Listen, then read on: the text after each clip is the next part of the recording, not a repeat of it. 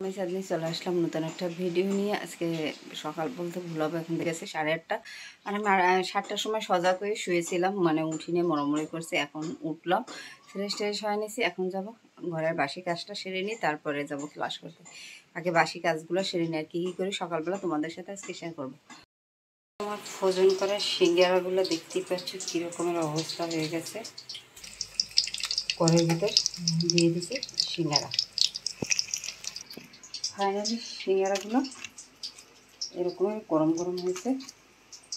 মশমশা গরম গরম হবে, মানে মশমশা হয় কিনা জানি না, নিতে নিতে ঠান্ডা হয়ে যায় নাকি তাও বুঝতে পারি না। এই হচ্ছে ফাইনালি সিঙ্গারা, দেখতে পাচ্ছে করা শেষ, সিঙ্গারা বানানো শেষ। এখন রেডি হব যাওয়ার জন্য। তাই চলো রেডিটা হয়ে নেই, তারপরে বের হই। অনেক বেলা হয়ে গেছে, যে আমার এতে 9:30 বেজে গেছে, আর আমার ক্লাস 9:30টার ভিতরে ঢোকা লাগে তার জন্য। আর আজকে দেখো চোখের পাতাগুলো পুরো লাল হয়ে গেছে, মানে কালো থুয়ে লাল হয়ে গেছে। কী যে সমস্যা বুঝতেই পারতেছি না।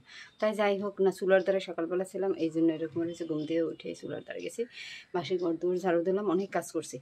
তারপরে এখন রেডি হয়ে নিছি, তাই রেডিটা হয়নি। তারপরে বোকরাটা পরবো, শুধু বোকরা পরেই তো চলে যায়, কিছুই করি না। তাই আগে বোকরাটা পরি, তারপরে যাই, এসে আবার বাসায় এসে তোমাদের সাথে কথা বলবো। থেকে বাসায় আসলাম অনেকক্ষণ হলো, থালা বাসন বেসিং বোঝাই করা। এদিকে ভাত বসাইছি, কারেন্টটা চলে গেছে। গোসল টোসল করে নিয়েছি, যে আমার গোসল টোসল করে নিয়েছি। এখন যখন খাওয়া দাওয়া করবো, তো চলো খাওয়া দাওয়াটা করে নিই। রান্নাবান্না করে নিয়েছি, আর গোসলও করা শেষ, খাওয়া দাওয়াটা সেরে নিই। আর আজকে শুধু পটল আলু ভাজি করছে, ওটা দিয়ে ভাত খাবো। দুপুরের খাবার নিয়ে নিয়েছি, এই হলো দুপুরের খাবার। এখন বাজে বেলা 3টা, তখন আমি দুপুরের খাবার খাবো। আর খাবারগুলো নিয়ে বসে গেছি, খাবারটা খেয়ে নিই, তারপরে কথা। প্রচণ্ড ক্ষুধা লাগেছে। উঠে গেছি ছাদে, অনেক দিন পর বিকাল টাইমে ছাদে উঠছি। ছাদে আমার ওঠাই হয় না এখন আর, যেহেতু ছাদে আমার গাছ নাই, পাখি নাই, কিছু নেই, তার জন্য রুমে চলে আসছি। একটু চা খাবো। প্রচণ্ড মাথা ব্যথা করে আমার আজকে, জানি কেন জানি না। বললাম না, একদিন ভালো থাকলে দুদিন অসুস্থ থাকে, তাই মাথাটা এত পরিমাণ ব্যথা করে বলে বুঝতে পারবো না। তাই চার কাপটা নিয়ে নিয়েছি। একদিন এক একটা কাপে চা খাই, আমার খুবই ভালো লাগে। চার পানি দিয়ে দিলাম। চা আর কফি একসাথে যদি করে খাও, সেই রকম একটা স্বাদ হয়, যেটা বলে বুঝতে পারবো না। আমি এখন খাবো মাথা ব্যথার জন্য, এই যে চাপাতি দিয়ে দিলাম। তাই চা আর কফি একসাথে দিয়ে দিছি, দিয়ে ভালো করে এটা লাড়াচাড়া করে নিই। দিয়ে দিলাম দুধ। এগুলো করলাম কালো কালো, তোমরা বলো না অন্য কিছু, এটা করলাম কফি দেওয়া। এই যে কফির দানাগুলো, এগুলো তাই কফিটাকে ভালো করে লাড়া দিয়ে নিই। কাপের ভিতর দিয়ে দিয়েছিলাম একসাথে, যেন কফিটা দিয়ে দিছি, বলা যাবে না। তাই চাটা করে রুমে যাই, তারপরে খাবো।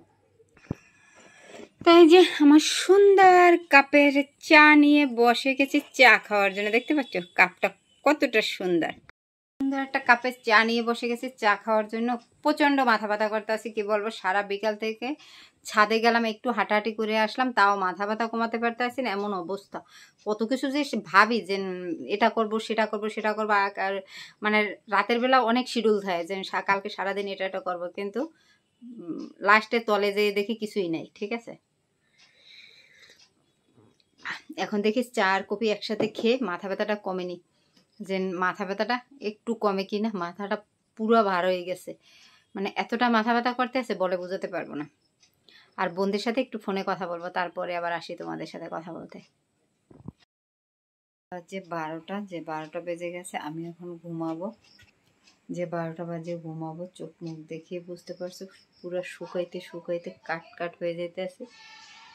ভাই বোন সবাই ডাকাডাকি করে, এতটা শুকাইতে আছি কেন কিছুই বুঝি না। ঠিক আছে, কেন শুকাইতেছি দেখো, আমার হাত পা সব মানে রক টক সব দেখা যায়, এমন অবস্থা আমার হয়ে গেছে। তাই যাই হোক, যতক্ষণ বেঁচে থাকবো, কম পারি বেশি পারি তোমাদেরকে ভিডিও দেবো।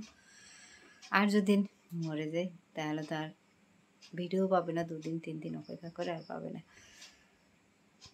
তাই কথা হয়েছে কি, জানি না কি হয়েছে, হঠাৎ করে খাওয়া দাওয়া করতে পারি না, খেলে শুধু বমি দিই, কোনো কিছু খেতে পারি না।